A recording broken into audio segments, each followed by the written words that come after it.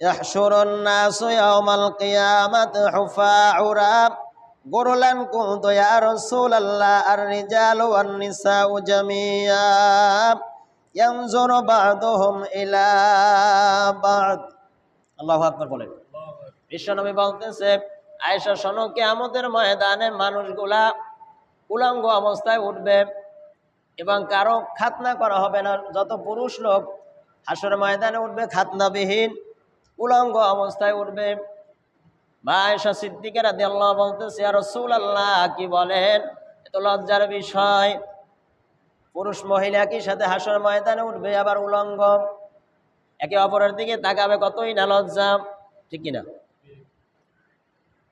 বিশ্বনবী বলতেছে, আয়েশা শোনো, হাসর ময়দানে মানুষ নিজের চিন্তায় এমন নিমগ্ন থাকবে, এত অস্থির থাকবে, পাগলের মতো থাকবে, কেহ কারো দিকে তাকানোর